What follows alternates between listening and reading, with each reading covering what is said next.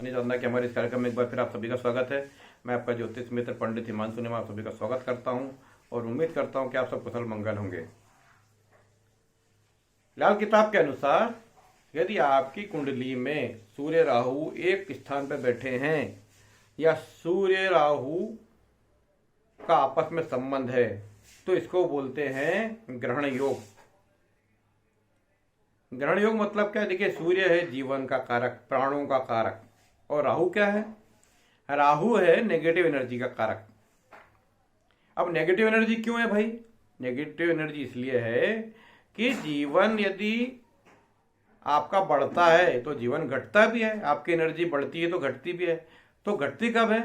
जब आपका ऋण बढ़ जाता है, आपके पाप बढ़ जाते हैं, आपका कर्ज बढ़ जाता है और आप नियमों के विरुद्ध काम करने लग जाते हैं, तब ये राहु से जुड़ी हुई नेगेटिव एनर्जी बढ़ती है। आपकी कुंडली में यदि सूर्य राहु का ग्रहण योग है तो निश्चित रूप से आप पिछले जन्म के पुराने कर्जदार हैं।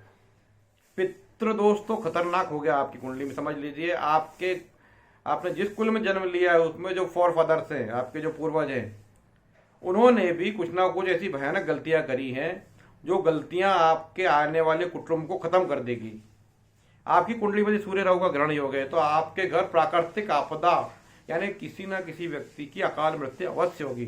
पॉइजन खाने से या एक्सीडेंट से या किसी भी प्रकार के पंच तत्व जैसे सूर्य, चंद्र, जैसे अग्नि है, पृथ्वी है, जल है, कहीं से भी कोई दुर्घटना हो सकती है यदि सूर्य राहु का ग्रहण योग है तो आपकी कुंडली में सूर्य राहु का ग्रहण योग, तो इसको इतना आसानी से मत लीजिए। देखिए, सूर्य राहु का ग्रहण योग ये इंडिकेट करता है कि आपके फोर फादर कुछ गलती करते आ रहे हैं और अभी तक आपने उस गलती को नहीं सुधारा है। आप केवल धन इकट्ठा कर रहे हैं तो धन इकट्ठा करने से कुछ भी नहीं होगा। आपकी कुंडली में यदि सूर्य राहु का ग्रहण योग है तो आपकी कुंडली में भारी ग्रहण योग है। आपको कोई बड़ी बीमारी हो सकती है, चाहे कैंसर हो सकता है या फिर आपको क्या बोलते हैं, कोई बड़ी भारी लकवा हो सकता है या हृदय रोग हो सकता है। राहु यदि सूर्य को घेरेगा तो इन बीमारियों से आपकी जो नस्ल है, आपके जो पूर्वज हैं और आने वाले जो उस परिवार में जो जन्म ले रहे हैं, उनको ये बीमारियां घेरेगी ही, क्योंकि सूर्य राहु का ग्रहण योग आपके पितृदोष और आपके बकाया जो आपका कर्ज है उसकी ओर इंडिकेट कर रहा है। बकाया कर्ज में ये नहीं हो सकता कि पैसे का ऋण हो, इसके अलावा ये हो सकता है कि आपके कर्म इतने खतरनाक हो कि आपको श्राप मिला हो, आपने कोई ऐसा जघन्य पाप किया हो आपके पूर्वजों ने कि जिसके कारण आपके परिवार को बददुआएं मिली हो और उस बददुआओं के कारण या श्राप के कारण आपके घर में बरकत नहीं हो पा रही हो, संतान नहीं हो पा रही हो। पता चला पैसा तो खूब है लेकिन कोई खाने वाला नहीं है, खाने वाला हुआ तो उसको भी बीमारी लग गई। यानी सूर्य राहु का ग्रहण योग मतलब ये होता है कि कहीं ना कहीं आपके खिलाफ कोर्ट कचहरी, पुलिस और अस्पताल ये लगा हुआ रहेगा। कोर्ट कचहरी, पुलिस और अस्पताल, ये ध्यान रखिएगा। इसके लिए क्या उपाय करना चाहिए?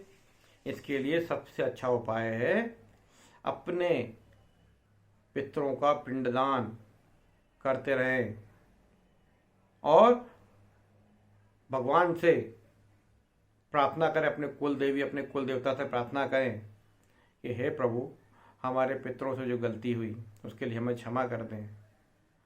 हम नहीं जानते कि उन्होंने क्या किया, लेकिन किया है गलत तो हम उसके लिए क्षमा चाहते हैं और हम जीवन में ऐसी गलती कभी नहीं करेंगे। और यथासंभव अपने पितरों का तर्पण, पूजन पाठ, उनके निमित्त दान, उनके निमित्त गाय को चारा, उनके निमित्त गरीबों की सेवा हम करते रहेंगे।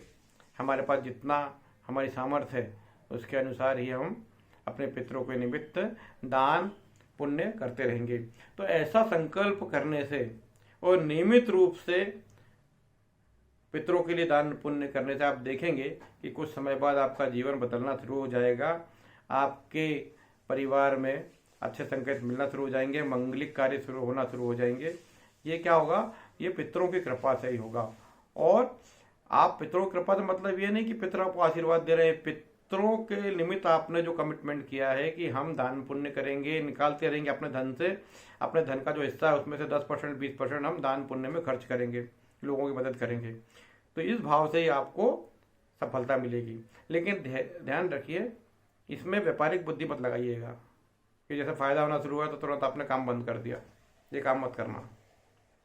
लगातार नियमित रूप से वो सेवा का कार्य करते रहें तो धीरे धीरे आपको जीवन में उन्नति भी होगी, मान सम्मान भी बढ़ेगा और पितरों की कृपा भी होगी। तो यदि आपकी कुंडली में सूर्य राहु का ग्रहण योग है तो सतर्क हो जाए, सावधान हो जाए और जो मैंने उपाय बताया वो करना प्रारंभ कर दें। सूर्य राहु का ग्रहण योग पिता को भी कष्ट देता है, आपको भी जीवन में कष्ट देगा और कहीं ना कहीं कोई बड़ी रुकावट आपके सामने खड़ी हो जाएगी और समझ ही नहीं पाएंगे। सूर्य की दशा और राहु की दशा आपको बहुत दिक्कत देगी।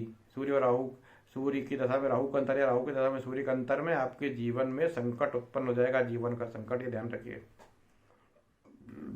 तो ये ध्यान, तो आपकी कुंडली में यदि सूर्य राहु का ग्रहण योग है तो मुझसे संपर्क करें। अपनी कुंडली में इसका क्या उपाय कर सकते हैं उसका भी मैं समाधान आपको भेजूंगा, और जो मैंने बताया कि पितरों के लिए क्या करना चाहिए वो उपाय आप प्रारंभ कर सकते हैं। अमावस्या तिथि पितरों की तिथि होती है। इस तिथि को विशेष रूप से अपने पितरों के लिए दान पुण्य करना चाहिए, बगैर दिखावे के गुप्त रूप से करें।